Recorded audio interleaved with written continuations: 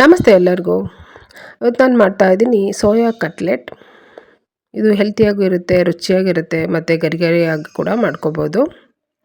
ಇದು ಸಂಜೆ ಸ್ನ್ಯಾಕ್ಸಿಗೆ ತಿನ್ಬೋದು ಅಥವಾ ಊಟಕ್ಕೆ ನೆಂಚ್ಕೊಳ್ಳೋಕೆ ಕೂಡ ತಿನ್ಬೋದು.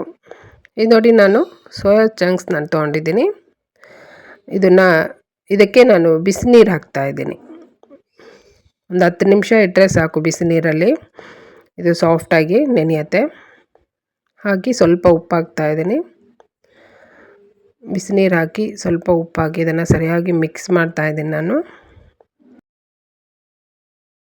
ನೀರು ತಣ್ಣಗಾಗೋವರೆಗೂ ನೆನೆಸಿಟ್ರೆ ಸಾಕು. ನೋಡಿ, ನೆಂದಮೇಲೆ ಈ ರೀತಿ ಆಗುತ್ತೆ, ಸ್ಪಂಜ್ ಥರ ಆಗುತ್ತೆ. ಮೊದಲಿಗೆ ಗಟ್ಟಿ ಇರುತ್ತೆ ಇದು.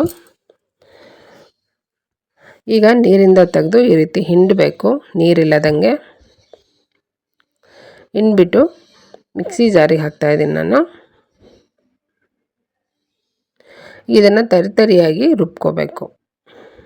ನೋಡಿ, ಈ ರೀತಿ ರುಬ್ಕೋಬೇಕು.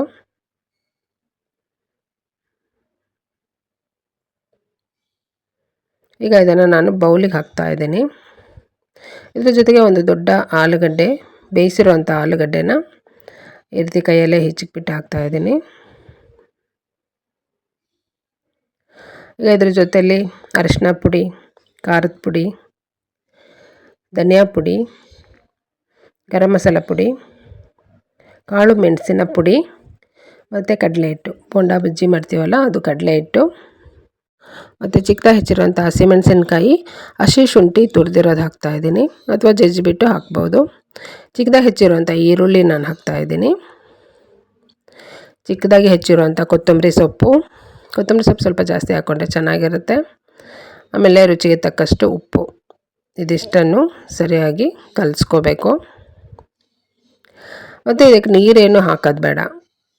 ಈ ಸೋಯಾದಲ್ಲಿನೇ ನೀರು ಎಳ್ಕೊಂಡಿರುತ್ತೆ, ಅದೇ ಸಾಕು. ಈ ರೀತಿ ಕಲಿಸುವಾಗ ಗೊತ್ತಾಗುತ್ತೆ. ಅಕಸ್ಮಾತ್ ತುಂಬ ಡ್ರೈ ಅನಿಸಿದ್ರೆ ಸ್ವಲ್ಪ ನೀರು ಹಾಕ್ಕೊಂಡು ಕಲಿಸ್ಕೋಬೇಕು. ನೋಡಿ, ಈಗ ಈ ರೀತಿ ಉಂಡೆ ಮಾಡ್ಕೊಂಡು ನೋಡಿದ್ರೆ ಗೊತ್ತಾಗುತ್ತೆ. ನೀರು ಹಾಕಬೇಕಂದ್ರೆ ಸ್ವಲ್ಪ ನೀರು ಚಿಮ್ಸ್ಕೊಂಡು ಕಲಿಸ್ಕೋಬೇಕು.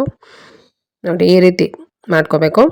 ಅಥವಾ ಇದು ಈ ರೀತಿ ಮಾಡೋದು ಕೂಡು ಬರ್ತಾಯಿಲ್ಲ, ತುಂಬ ಬಿಡಿ ಬಿಡಿ ಆಗ್ತಾಯಿದೆ ಅಂದರೆ ಮತ್ತೆ 1-2 ಸ್ಪೂನು ಕಡಲೆ ಹಿಟ್ಟು ಹಾಕ್ಕೊಂಡು ಮಿಕ್ಸ್ ಮಾಡಿಕೊಂಡ್ರೆ ಈ ರೀತಿ ವಡೆ ಶೇಪಲ್ಲಿ ಮಾಡೋದಕ್ಕೆ ಬರುತ್ತೆ. ಈ ಕಟ್ಲೆಟ್ ಶೇಪಲ್ಲಿ. ನೋಡಿ, ಈಗ ನಾನು ಹಾಕಿರೋದು ಇದು ಸರಿ ಇದೆ. ನಾನು ತುಂಬ ದೊಡ್ಡದು ಮಾಡ್ತಾಯಿಲ್ಲ, ಸ್ವಲ್ಪ ತೆಳುವಾಗಿ ಚಿಕ್ಕ ಸೈಜಲ್ಲಿ ಮಾಡ್ತಾಯಿದ್ದೀನಿ. ಈ ರೀತಿ ಮಾಡ್ಕೊಂಡಾಗ ಚೆನ್ನಾಗಿ ಗರಿಗರಿಯಾಗಿ ಆಗುತ್ತೆ. ಈಗ ಒಂದು ಪ್ಯಾನ್ ತೊಗೊಂಡಿದ್ದೀನಿ. ಪ್ಯಾನ್ ಬಿಸಿ ಆದಮೇಲೆ ಎಣ್ಣೆ ಹಾಕಿದ್ದೀನಿ.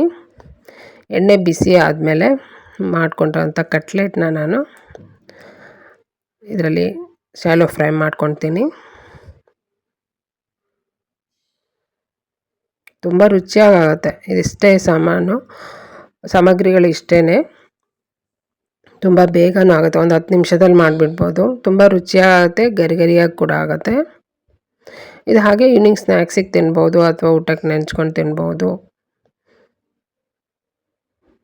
ನೋಡಿ, ಒಂದು ಸೈಡ್ 1-2 ನಿಮಿಷ ಬಿಟ್ಟು ಮತ್ತೊಂದು ಸೈಡ್ 1-2 ನಿಮಿಷ ಫ್ರೈ ಮಾಡಿದ್ರೆ ರುಚಿಯಾದ ಹೆಲ್ತಿಯಾದ ಸೋಯಾ ಕಟ್ಲೆಟ್ ರೆಡಿ ಆಗುತ್ತೆ.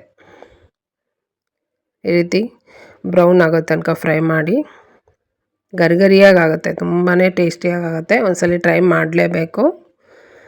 ಈಗ ನೋಡಿ, ಸೋಯಾ ಕಟ್ಲೆಟ್ ರೆಡಿ ಇದೆ.